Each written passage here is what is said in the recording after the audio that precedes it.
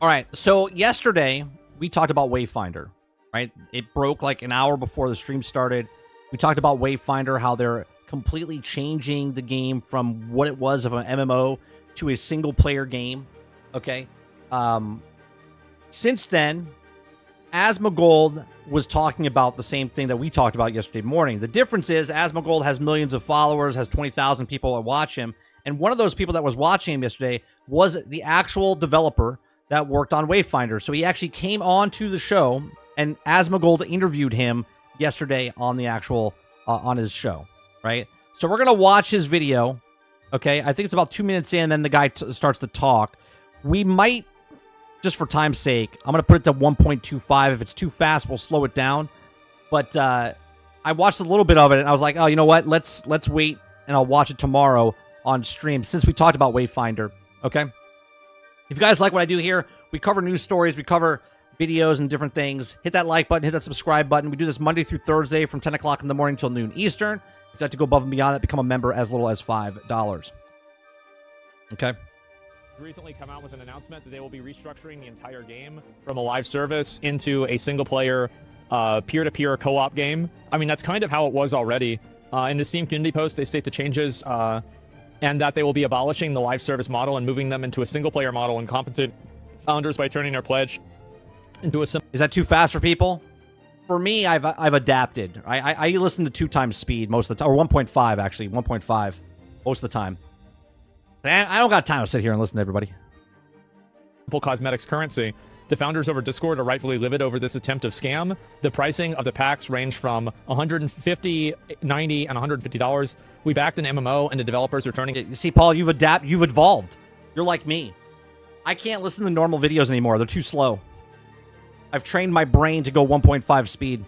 180 and delivering a single-player game instead. The packs offered features like multiple season passes in advance and currency to purchase in-game characters, as well as a plethora of cosmetics that only made sense for an MMO. Isn't this company like shutting down? No, their publisher dropped them. Wayfinder had one of the shittiest launches in... Oh, yesterday I made a mistake. I fixed it yesterday, saying that they gave it to Digital Extreme, but Digital Extreme dropped them. They dropped them. The game history, with massive login queues of 30k players and straight-up broken core gameplay mechanics. After the launch of the publisher, Digital Extremes pulled away from their deal, leaving Airship Syndicate to manage the live service on their own. You may think it's fair for a small developer to roll back an MMO into a single-player game, and most of us agree. What we, the founders, want is a refund for Founders Packs, the things Airship promised. Which we talked about yesterday. We talked about yesterday, because they're resetting everybody, like it's back to zero. Talk about respecting players' time. They had to reset it because it's going from a MMO-style type game to a single-player game. And I said that if they resetted me, I would be done, and I would ask for my money back. So now there's like this weird spot of who gives the money back, right? Because Digital Extremes dropped them. They're not the publisher, right? What's the company called? The company is called Aircraft or whatever the hell it is. They can't give the money back because they don't have the money to give back. Right? So now if you want to submit your thing, you have to submit through Steam, and then Steam gives the money back, but then they have to get that money back from Digital Extreme. Promised us and are now taking away. We pledged to fund an MMO, expecting MMO-style games. Now we're faced with a single-player game. As writing this, Steam has refused all refund attempts. Forgot to mention, this is completely wiping all player progression from the live service going into the single-player model. So there's a full progress reset. Holy shit. Yeah, the full progress reset's crazy to me. I mean, I get it, but I would literally get my money back. I liked this game. I thought this game was fun. But the problem is that nobody else did, because there's... Right. Nobody else liked it. Right? I played the beta. I liked it. I enjoyed it. But because I knew it was a free-to-play game and their monetization structure, I was like, nah, I'm good. 23 people playing the game. I think there was a dev in chat. The executive producer is in chat, wants to talk to you. Executive producer. Okay, so that's who he's going to talk to now. Yeah. I'm gonna talk to him right now. Hey, what's going on? God, I wish I could get like this, right? Where just devs are in chat and you're just like talking with them. This is the type of stuff I like. Done. Not much. Just reading the post. I saw that you'd messaged me about it, and seems pretty interesting. So it's been a busy day. Yeah, it's been a big fucking day, I bet. Can you first introduce yourself so everybody knows kind of like who you are, where you're coming from, etc.? Yeah, so my name is AJ. I'm the executive producer on Wayfinder. Mm-hmm. I've been on the game since day one, here in the studio with Airship Syndicate with everybody in Austin, just like you. So well-versed in everything that we've done before and everything that we're working towards. But I know there's probably a lot of questions from the community and a lot of people that are... Let me say this. This is really ballsy for him to come on the show, especially, I don't know how many people were watching his live stream at the time, but kudos to this this guy to come out and talk candidly about what's happening with the business, right? Some people are happy, some people are upset, and I'm here to answer any of those questions and talk about the unfortunate reality where we are and the necessity of the pivot we had to make, and kind of the two choices we had, which was, hey, the game can be shut down forever, like a lot of MMOs that we've all played and love, or we can work towards making something that people have in their library and they can play at their leisure on their Steam Deck, on their PlayStation, on their Xbox. So whatever you want to talk about, I'm here to talk about it. How the fuck did you get there? Like, I love the straight up question. How the fuck did you get there? what happened? So the game launched. There was like obviously the whole Wayfinder drama. It was the servers were fucked, and I mean everybody knows it. That's the way it was. And how did you guys respond to that whenever it happened? So obviously we had a partner when we launched this. It was Digital Extremes. Yeah. Digital Extremes was responsible for some stuff, be it's login queues, customer support. Like there's a lot of stuff they were responsible for. A lot of stuff we were responsible for, database games, like a lot of stuff. And we owned up to our issues. They owned up to some of their issues as well. And when they informed us that they were dissolving their publishing unit, and not that we were kind of stuff on the road to work on the game and publish the game, we said, fuck yeah, we'd self-publish the game. It's a lot easier now. You know that now with your endeavors. We can go through Steam, we can go through PlayStation, and we started down that path, and we did support the game. We released a couple updates. We had some good reception. Yeah, We you had sold the them Reaver up. King update and a couple of other ones. Oh, I remember. Yeah. I'm gonna be honest, right off the bat, I don't like the business model that these guys had, especially now that we said it yesterday, Robert Jones said it yesterday in chat, right? The ARC business plan, right? Where they're coming out with something else and now charging after the fact, right? They're still in beta. They're still in early access, not beta, but they're still in early access, and yet now they're changing things before it launched. This doesn't bode well for the company. So we did a lot of stuff, and as we worked to finalize that deal and change, and they finalized it, became evident that we would not be able to do that and be sustainable.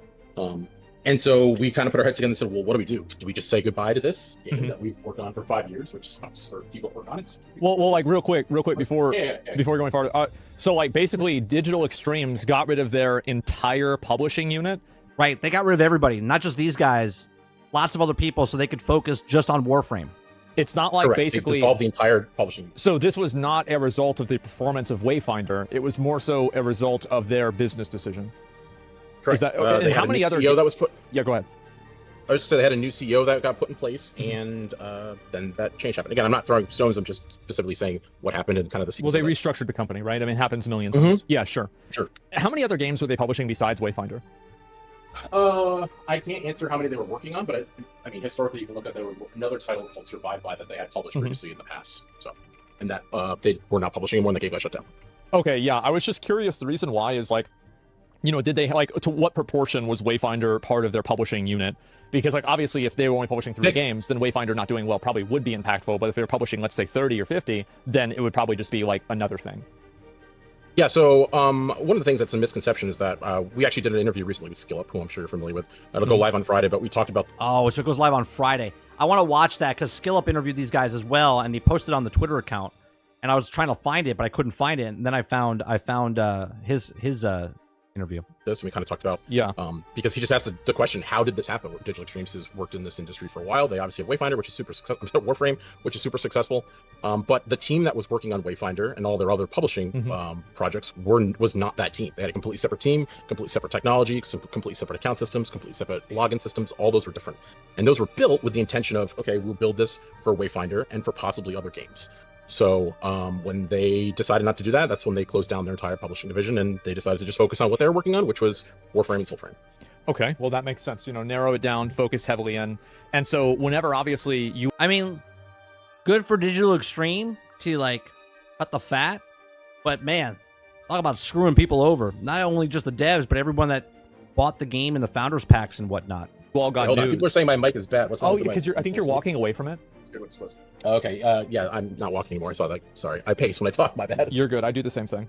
And Sorry, go ahead. yeah, so anyway, like what was the response of like your team whenever you found out that your publisher was just no longer going to exist? I mean, it was. I will say that the team is incredibly resilient. Like normally, if you had that news, you can imagine people would be like, "Well, I'd be fucking I'm out of stressed, here, jumping man. ship." Yeah. I mean, I was stressed. We were all stressed. I mean, we didn't get into this other than the fact that like we made this game initially as a love letter to MMOs. We all grew up playing WoW and EverQuest. I want to believe him. I want to believe that they got into it because they were fans of MMOs. But at the same time, I have to believe that they saw how much money MMOs brought in, and they thought they could ride that train, put the work in, don't get me wrong, put the work in to make that game, but to also capitalize on the microtransactions and build the game on the structures that they did for Wayfinder the way it is today, not what it is going to be, for the sole purpose of trying to make a shit ton of money. Now, again, make a game, sell a game. And I want to believe that they did it because they were fans of MMOs, but then you could have just done it like a normal MMO back in the day. Just sell a game and then a fee or something along the lines of, do you know what I mean? Us in Final Fantasy and Instead of nickel and diming. take this in every game under the sun, and that's what we set out to make. So when that didn't happen and we all of a sudden were dropped, it was disheartening. But what was exciting was that we were no longer beholden to a publisher, and that we could do what we wanted in terms of focusing on quality updates and maybe balancing quick hot fixes versus just having to get stuff approved through them. So the team was invigorated, and that's why we were able to pump out a bunch of really good patches. We patched almost weekly. I think we did bi-weekly for a long period of time until we started working on this Echoes update, which you're obviously aware of now because we're talking about it. Yeah. Okay, so that makes sense. Somebody in chat, if you guys can't see this person right here, because the chat's on the screen as he's doing this right live. This guy says, Asmongold having this on the screen with him talking like this, is like holding a gun to his head. Because the guy is literally watching the same stream as them, and he can read chat, and chat's just trolling as he's interviewing him. Sense. And why did you decide to pivot over to making it kind of, is it like, so you're talking about like the multiplayer single player game, is this going to function kind of like Monster Hunter in a way? Yeah, so just to break it down for people, people think that this is just us being like, hey, it's a single player co-op game, right? Like the work that the team has put into this, I cannot stress enough, is extraordinary over the last couple months. That every single system inside of the game, from the core loops to how you acquire weapons to the cosmetics to upgrades, talent trees, like that has been implemented in the game. Like it feels like an ARPG. Okay, so they originally set out to make an MMO, and now they've re-established the entire game to make it an RPG. Okay, which is fantastic because this is almost like maybe, a blessing in disguise for them, because maybe they were chasing the wrong thing and now they're actually making a game. Is it too late? Probably not, because technically the game's not out yet. Even though it came out, 9 months ago in early access. Maybe they can pivot. Establish themselves as this RPG, come back out with a $25 price tag or $30 price tag and recoup stuff and actually show people, it was this game at one point, but now it's this, and it's actually a better game. You played the game, so you know one of the biggest things is very Monster Hunter-like of, hey, I collected this weapon, and I'm going to upgrade it to the end of time and make it super powerful. Like, we don't have that anymore. They're full loot drops, just like a traditional ARPG. You can find a level 5 weapon, and it might have stats you like and an echo slot you like, and then 10 minutes later you can find a level 8 weapon that's better. Same with all of our armor and all of our cosmetics, all thousands of items that we had in the game were just put in the game as drops. So a lot. So there you go. Everything that people could have bought and purchased, they've taken all that gear and they've dropped it where now it just drops in the world. What went into this. And it feels really, really good. So like the question you asked was, how does it work? Which makes me think this is exactly why I hate microtransaction stores, right? Because people think that gun that you get or that skin or that thing, that wouldn't have been in the game. But they've literally just taken all that stuff and dropped it in the game for actual loot. So now you earn that loot. You actually get that stuff in the game by playing the game. I know it's a crazy solution here, right? Make a game, sell a game. You load up the game on your Steam Deck. On your PC, eventually be on PlayStation 5 and Xbox as well. You play the game. If you want to jump into a buddy's game or vice versa, they would click on your name in Steam or in PlayStation. They would join your game. All of the progress carries over, all of the loot that you might find if you do a quest together and you pick up a really awesome sword and you go, okay, thanks, I'm getting off for the night. Can you trade that? Can you trade stuff? There's still no trading inside the game, no. Is that no trading? I guess because you're hosting locally, right? Because you can play co-op, but if you play if you play with me, you're in my game. You're locally, so there wouldn't be a way to trade unless it was online. Something that was intended or planned, or is it just I mean, to be honest, it wasn't planned because it was going to be a free-to-play MMO. That makes it super hard to figure out a lot of logistics, especially if it's but now that it's absolutely. Exactly. Yeah. So I mean, now I'm sure people will figure it out, and maybe we'll figure it out. And that's the other thing about this too, is I know I'm kind of just jumping around, but like, we want people to enjoy the game. We want people to play it. And if that's the case, people already have been like, hey, why don't you put it in a matchmaker? And why don't you put it in a server browser or mod support? Like, we can't stress enough that if people are interested in that, and people are playing and buying the game, we will support it. Like, it has to financially make sense. But we made this that in case that doesn't happen, we'd be like, okay, we've delivered a version 1.0 of the game. We think it's really solid, and that's it. That's the game. So we would love to keep working on it. We didn't do this because we hated it. We didn't do this because we didn't want to work on it. We love the world. We love the characters. We love the fans. But it obviously has to make sense. You're a businessman. You know how that works. Of course, yeah, you've got to make the money, right? And that's just the way it is. And I'm assuming probably there were a lot of server costs for the MMO. You couldn't afford to have the server. Right, the server cost, and if you have 23 people playing it, and you're paying for a server that's supposed to hold 1,000 people, that's money just going. You might as well just take $100 bills and throw them down the toilet. Yeah, and that's just So okay, that makes sense. It's pretty reasonable. And obviously, like you saw the post that I was looking at. People think they're getting scammed because you're like pivoting. Are they going to get like any money back, or like how would you respond to that? This is the big question, right? Because right now it does look like a scam. Right, you asked for $150 founders pack, and now you're changing the complete mentality. Like, I trusted, not me personally, but people trusted them to make a game, sell a game, and they were into that game, and now they've completely changed course. Yeah, so the people that are upset can go through the means of PlayStation and Steam to request refunds. We're working with them to see what else we can do in terms of like additional compensation. To be completely blunt and completely honest, we didn't collect money. Obviously, that was done through our publisher, so I can't refund what I didn't directly collect. But obviously, as a player, you don't give a shit who collects your money, right? Like, to you, it's like, hey, it's in my library. It's not what I initially wanted it to be. So we're offering make goods inside the games. All the founder pack items that people did purchase, they will have inside of the game when we launch, and then additional items for money that was spent or money that you had in your wallet will be converted into an exclusive currency that you can get for inside the game, that like cosmetics and characters that you can't get otherwise. They're Okay, so they're making special gear now. So if I had $100 in credits in the game, because you could pay for microtransactions and whatnot for their currency, if you have that, they're not going to give you your money back. They can, but if you don't get your money back, you can take that currency and then get stuff that only you can get, that other people that just buy the $25 version will not be able to get. I would rather get my money back. not loot drops. They're exclusive to those things. Yeah, again, there's no perfect scenario. I'm a Star Trek fan. It's the Kobayashi Maru. So we're trying to do what's best for players and for us so that we can continue to make awesome games. That's all we Can want you to do. still buy the $150 pack right now? No. Okay. The minute that we took over the business, we removed it for sale. The game has They removed it all from all stores. You cannot get any of the stuff. not been for sale for over a month once we finalize all of our legal Oh, for a month. I didn't know that. transfers from Digital Extreme Sauce. So you're saying that the reason why you're not offering refunds is because you are in no position to do so, because the company that was the publisher, Digital Extremes, were the ones who actually took the money. So you couldn't even offer refunds if you wanted to. Is that effectively what you're saying? And so that's why, but you are working with Steam to hopefully empower the people who do want a refund to get it, but they have to get it from. I don't think they're looking at the actual Steam DB numbers, Titan.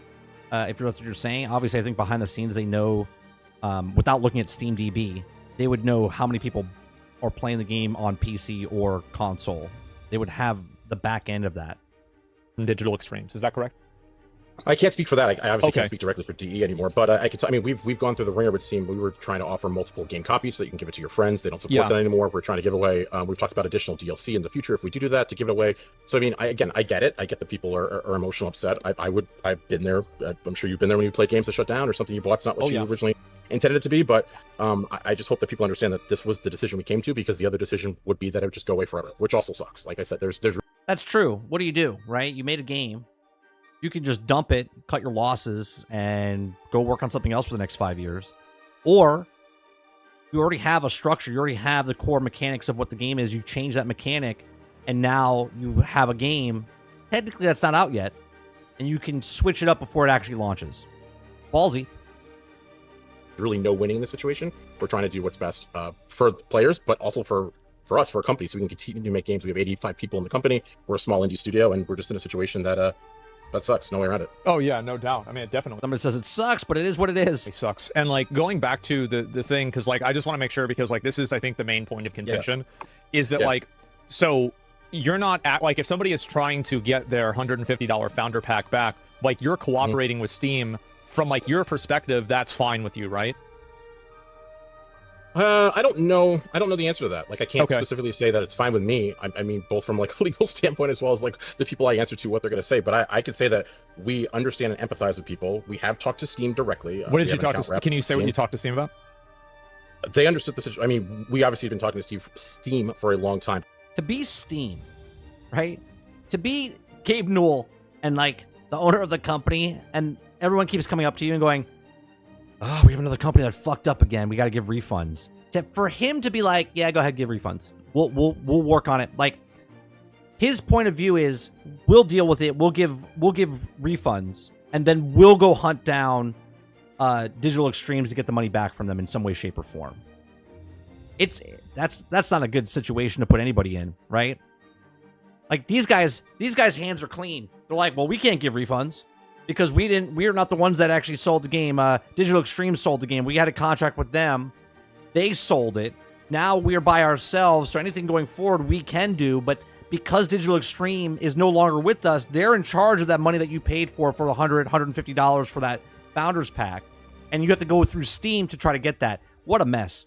What a mess. To transfer all the services and transfer everything over to us. And once we did take over the business, we then, like I said, we took it off for sale. Right, which was a smart move. Soon as they got separated, they're like, stop the sales. Stop the sales. We don't want any sales going on until we figure the shit out. So everything up to this point for sales-wise is on Digital Extreme and Steam's side. So they understood that, and they understood that was our desire once we're in control. But as far as the actual like refund portion of it, or who handles that, I can't speak for that, or what conversations they might have had with DEI. They're not our partner anymore, and we haven't talked to them in a while about that stuff. So do you have any autonomy to give refunds back to anyone? Like, could you give refunds back if you wanted to? I don't think so, and I'm just being completely blunt with you. Oh, no, I know. I'm just making a straight answer. Yeah, good. Yeah, I mean, we haven't walked through that logistics, and we didn't talk to Steam and say, like, hey, do this. I mean, like I said, if we haven't collected money from people and from Steam, like imagine a bank account, again, you don't have the receipt. About it. I don't have that. Yeah, I don't have the receipt. So again, you guys, so that's very important, though, right? Like, you don't have the receipt to verify that anybody did or did not purchase the game. Is that? Well, they know who purchased it. I don't think he knows that, like, I purchased the game. Right, but he knows that they sold a copy of the game. I don't know if he can look at the records, because at that point it would be Digital Extreme, would it not? That accurate? I'm trying to think. Do you have to have? I don't know. Anyone that played it, did you have to sign in and have like a Digital Extreme account linked up to it or anything like that, or no? I think that's entirely accurate. I can't see like an individual. I can't see Asmongold making a sale for this, making a purchase and then getting this game. That is correct. Oh, yeah. So see, he just said it. Is there a way that if somebody who had the Founders Edition, if they push the button for "I want a refund," can you approve that button push? No. So you can approve the button push with specific parameters. Like, let's say, like when we launched, for example, we changed the button push from the default 2 hours or 14 days, which I think we did it to like 12 hours and 14 days, something like that, because obviously we had tons of login issues and people took a long time to get in the game. But that was them. So I don't actually know. I mean, this is something that we're committed to looking at and working towards. I don't have an answer for people now, unfortunately. But we wanted to get careful what you say. If you can turn on the button to stop it from 2 hours, then you can stop it for 12. Well, then, you can stop it for any time. It's arbitrary at that point, right? It doesn't matter if it's 90 days, doesn't matter if it's 180 days.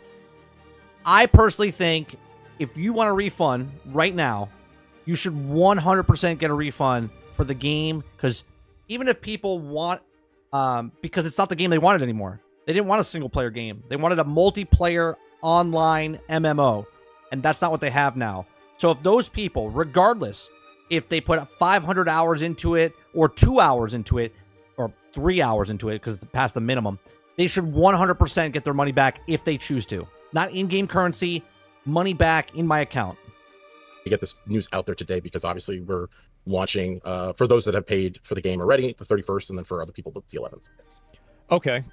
So yeah, I guess you'll probably be able to find that out. And do you know if the team is looking for a way to reimburse the people that bought the Founders Editions, or like what's the thinking with the team in terms of the people that feel like they were misled? Because I think that's going to be like a big point of contention.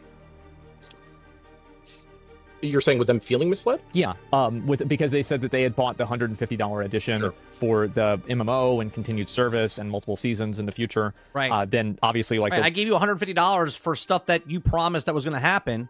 Redfall, Starfield, any other game that said there was DLC or season pass that you're going to get. If they don't give you that stuff, then you potentially should get your money back full. Way that the game is being presented has changed. I personally have like kind of a buyer beware perspective on this. So like if you say, yeah, but that's super recent, Argus. That's super recent. right? They've had this before they changed the rules to that, right? Well, no, because that's just what happens whenever you support an early access game. And this is a very specific thing. It was an MMO, and now they're changing it to a single-player game, and all of your stuff got wiped. So technically, it's a completely separate game now. That you paid for one thing, and you're not getting that thing. I don't give a shit. That's true. But, like, I'm curious to see what the team is viewing this, because I'm sure that you all have seen the post, right? So we are in agreement with you that if it's an early access game and there are risks inherently with early access games. But at that same time, like, I get it as a player. Like I said, like, I've been in that situation where I bought into an early access game or Kickstarter and it just goes away. And if we didn't care about it, Jones, I agree with you, right?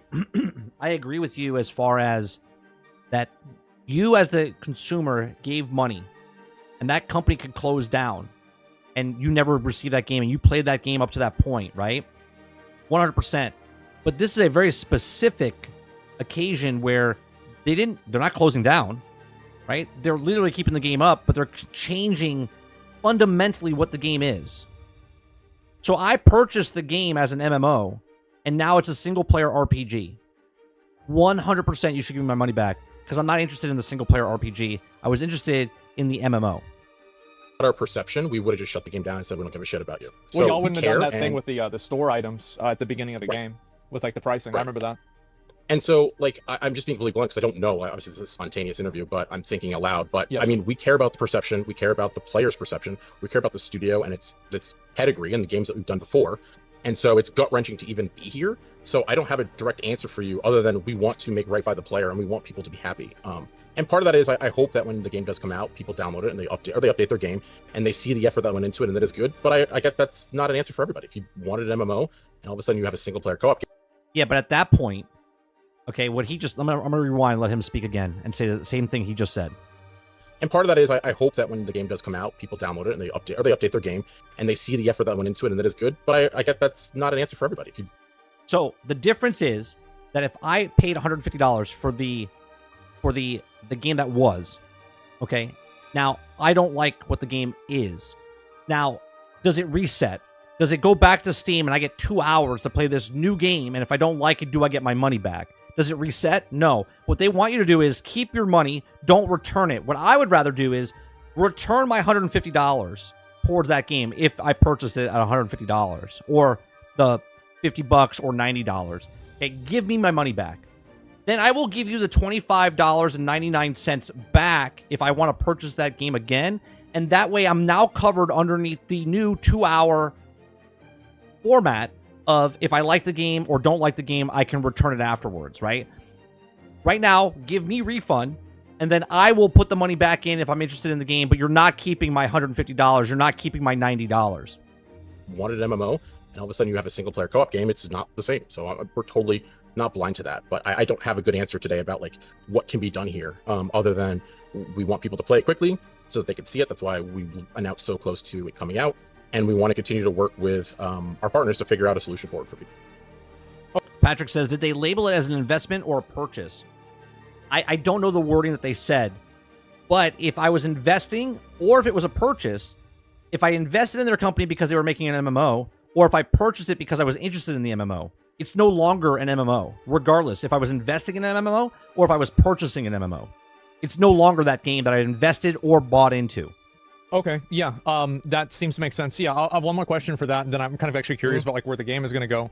So on Steam, if somebody who has a Founders Edition wants to get a refund and they click the refund button, you at the company have the option to approve that refund right now. Is that correct? No, we have the option to set specific. Oh, I guess yes? Question mark. No, he could set, and I'll let him speak, but I'm assuming he could let it happen. Like, if these people, the parameters, we will let these happen. That's them saying, we're okay with it. And then Steam has to let it happen. The option to set specific parameters on time. There you go. On top of. Time.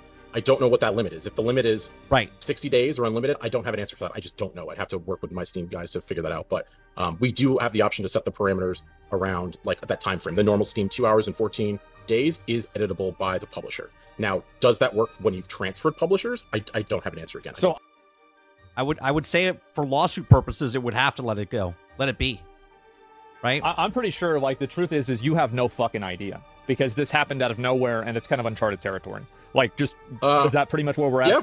Okay. I mean, it's exciting and scary at the same time. No one's really done this before. It's taking an online game, completely stripping it out, redoing every major system, and then making it a game that people can play forever. No, I get it, Patrick. And again, I don't know either. I'm just assuming that if I invest in you because you're opening up a burger joint, and then all of a sudden it goes belly up, and now you're like, oh, I'm doing a screen printing business. I'm like, wait a minute, I gave you money for a burger joint.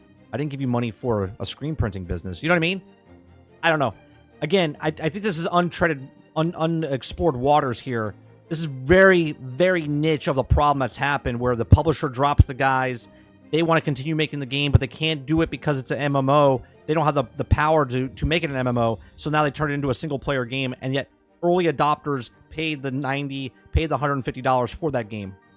We hope that people do play forever, and if they do and people like it and they buy it, like, we want to keep supporting it. Like, we plan to go back to a multi-game studio that has a small team on Wayfinder that constantly has updates of characters and weapons and hunts and locations and yada yada yada, while we work on other stuff too. That is the goal. Okay, yeah. So what are you gonna do now? Obviously, since the game is the game is going single player. Did you hear what he said? I don't know if Asmongold picked it up. He goes, "What are you gonna do now?" And he said, "Drink." Listen. Weapons and hunts and locations and yada yada yada, while we work on other stuff too. That is the goal. Okay, yeah. So what are you gonna do now? Obviously, since the game is the game is going single player. What happens now? Right now, so are you asking, like, specifically, like, the timeline for stuff? Well, I mean, just in general. Sorry, I got two like, messages. I got two messages in the middle. No, it's okay. I get probably 50 an hour. People send me. I totally understand being distracted. Our current philosophy now is that we take what we take a game that we think is a demonstrably better game. I mean, we quickly found that out once we removed the servers and there was no lag, there's no latency. What's crazy, what he just said, is that what we found out is that we have a better game, which makes me think that Digital Extreme is the one that said, yeah, we'll give you the money, but you got to make it an MMO where you can make, recurring revenue. And they made them make it into an MMO because they just said they reworked the entire thing. Here, I'll rewind it again. Let him listen again. Our current philosophy now is that we take what we take a game that we think is a demonstrably better game. I mean, we quickly found that out once we removed the servers and there was a better game than what they made before. No lag, there's no latency. We took everything that was something you could purchase at one point or the other, and we converted it into loot drops that are earnable, that feel good. Everyone loves a loot pinata, right? We added tons of new content. Like I said, there's talent trees, there's alternate progression systems. They added talent trees. This actually game sounds more appealing than what I played in the beta last year. And we have tons of other content, like our new zone that we put in is about 3 times larger than the old one. Mm-hmm. There's mounts. Wait a minute, what did he say? Tons of other content, like our new zone that we put in is about 3 times larger than the old one. Mm-hmm. 3 times larger than the old one. There's mounts. There's additional hunts. There's additional weapons to find, sets to get, and so that stuff will be sets to get going live with the Echoes update on the 31st for people that already own the game. If you don't own the game, since we took it down for sale, we'll put it back up for sale on the June 11th. And then, so can you not buy the game right now? No, the minute we took over the business, we took the game down for sale on every platform. Oh wow, okay. Yes, you cannot buy the game. Good business decision there. And so once the game comes out on June 11th, we'll be working through early access where we have additional characters, additional Yeah, so what's happening, May 31st, they said, Chris, that it's coming out for PC players. And then June 11th, it comes out for PlayStation players. It's still in early access, but now early access for their single-player game. And then it's supposed to come out in full access once it hits Xbox. It's full release.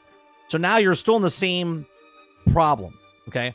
Now, if I was anybody that was interested in this game, I would not pick it up early access. I would wait for the game to come out in full release before you spend your money on it. But right now, it's $25 early access if you get it for PC or PlayStation. And then once it goes live on Xbox, it's going to be a higher price, which I think would be like 30, maybe 35.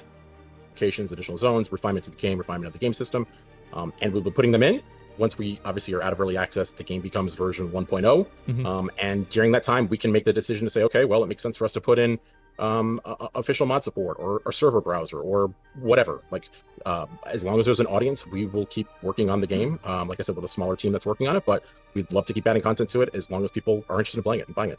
So you say in the post, you say there's going to be no in-game microtransactions or in-game purchases, and you just literally Correct. buy the. How the fuck is that sustainable? Correct. So the boxes that we have and the boxes that we are hoping to sell, we think it's a affordable package. We think it's enticing to people. Like, we've seen a big, this isn't just us, right? Like, there's been a meteoric shift in the industry of late of live services and microtransactions and people feeling FOMO and, hey, I have to log in and get my shop rotation, or I have to go do my daily quest. And so this is us trying to buck that trend by saying, well, what if we just put together a complete package that you can play start to finish? There's an end point to the story. There's an end game that you can continue to hunt for stuff. You can continue to power up your character, and you can definitely play the game on your own and just pay one price for it. All of the thousands of items that we had for cosmetics, to skins, to housing items, to weapons, to sprays, like all that stuff is just loot. You're in a dungeon, you might just find a bird for your house, and then you might just find a weapon, or you could find parts for another Wayfinder. Like, we've converted all that stuff that was once purchasable into just being loot drops inside the game like any other ARPG. So what happens? Like, this is the thing. Yeah, I said that earlier, Smoke. The entire game's getting wiped out, and that's why I said I would ask for my money back 100%.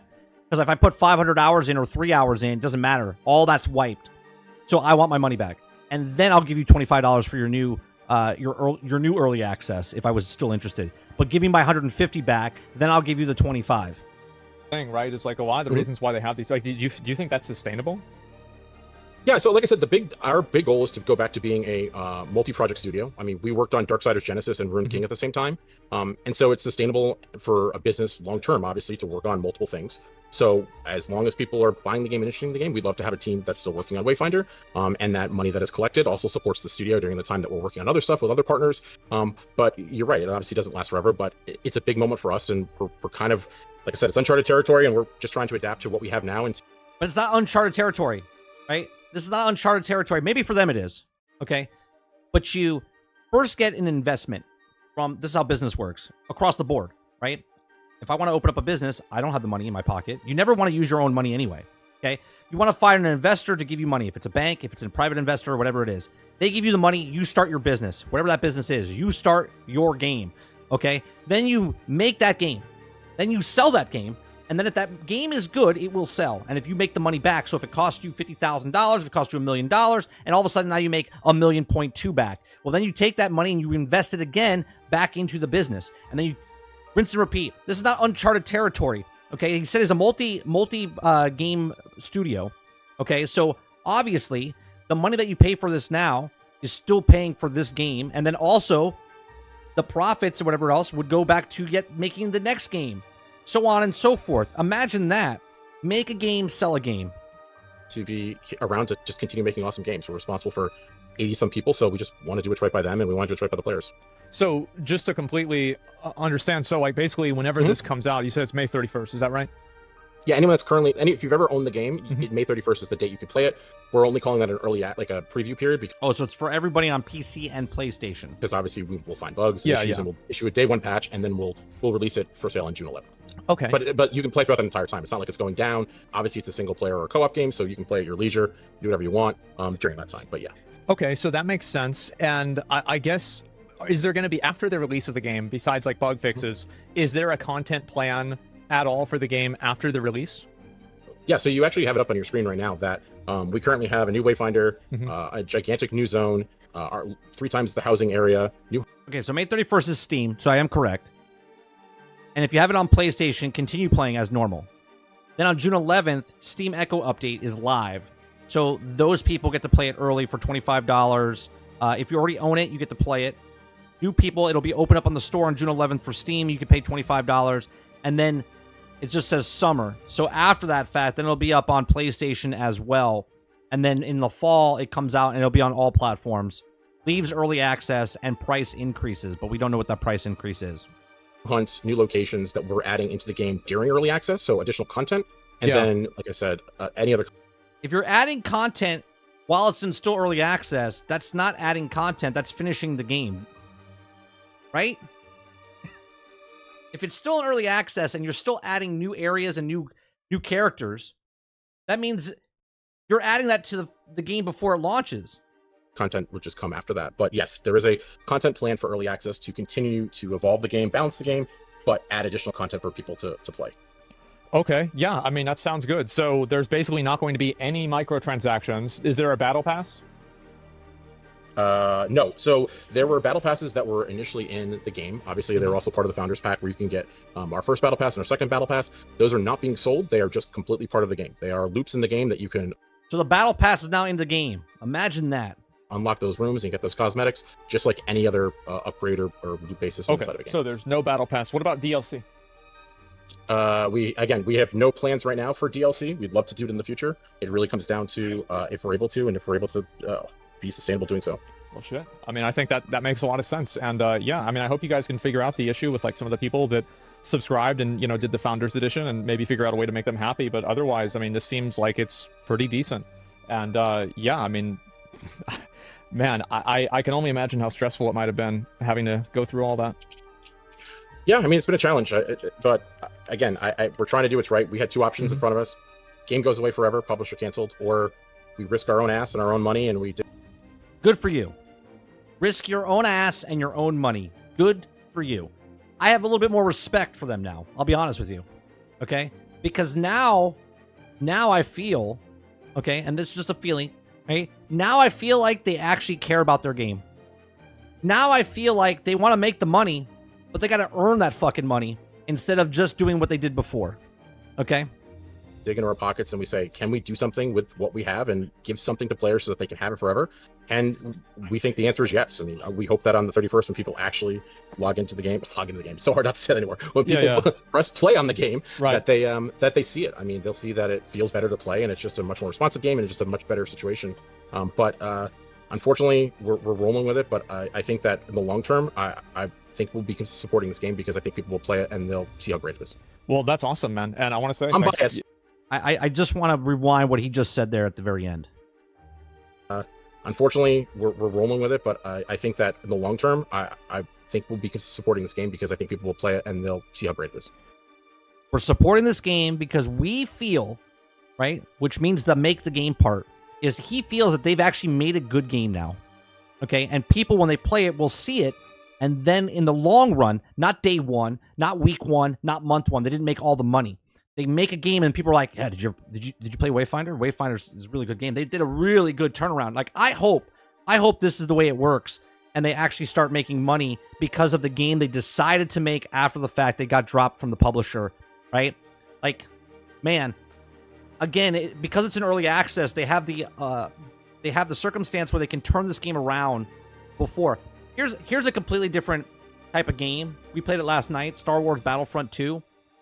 Because of the microtransactions in the game, it got shit on. The game itself is a really good game. It's a fun game. And years later, it's still a great game to play. But man, was it held back because of the microtransactions and everything else. If they just put that game out as the game that we played last night, okay, as the game, 7 years later, just in what it is, it would have sold it did sell a shit ton. It would have sold a shit ton more, okay?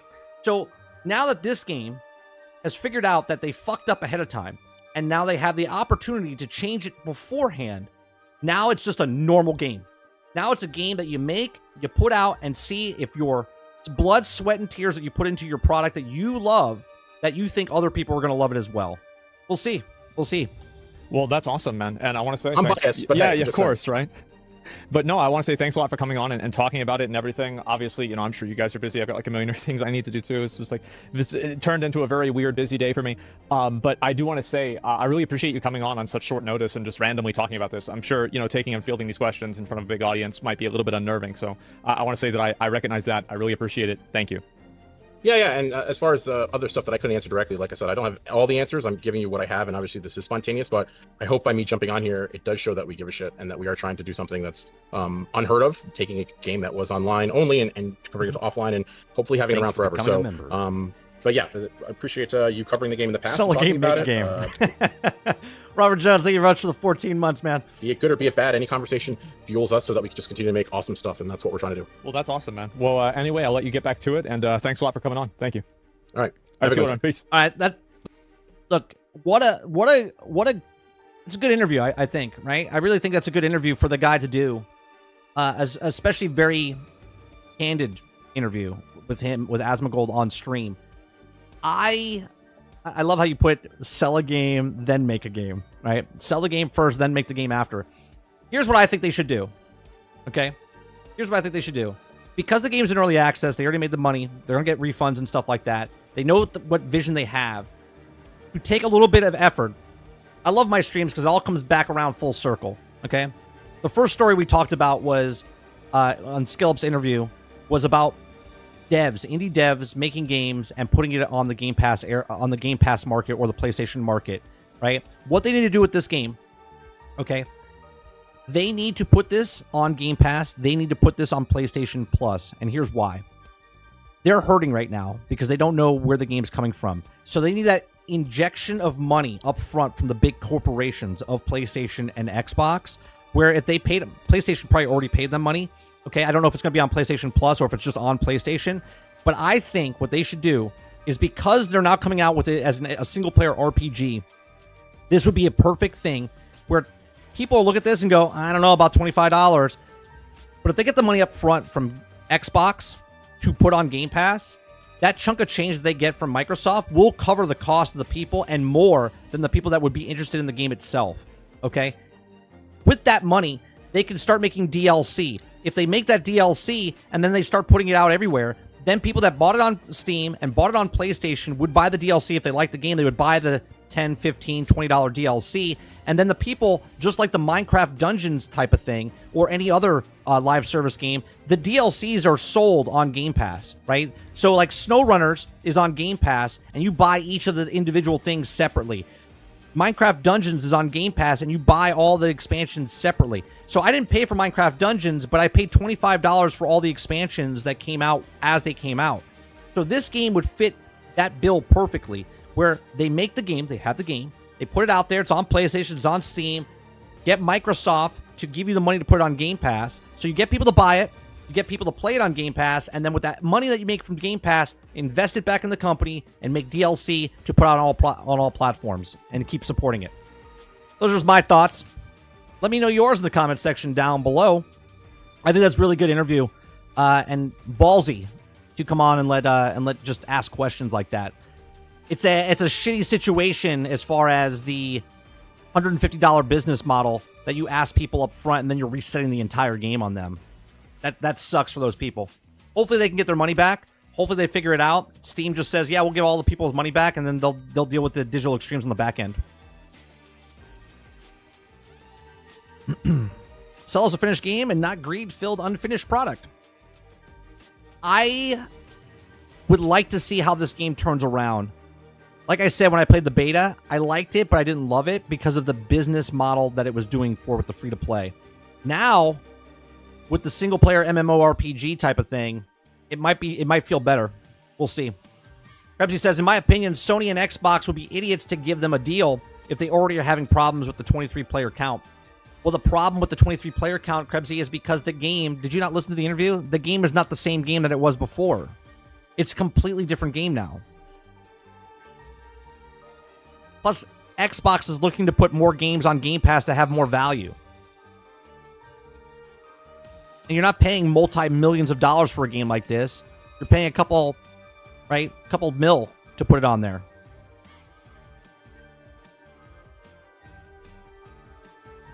Alternative refunds would be digital currency.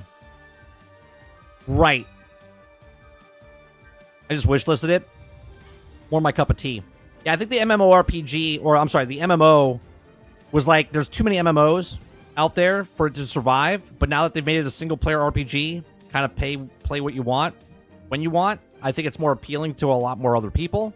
But again, it needs to get out there for more people to see. And since Xbox is giving them, is trying to make Game Pass what it is, they need more stuff on Game Pass. So why not?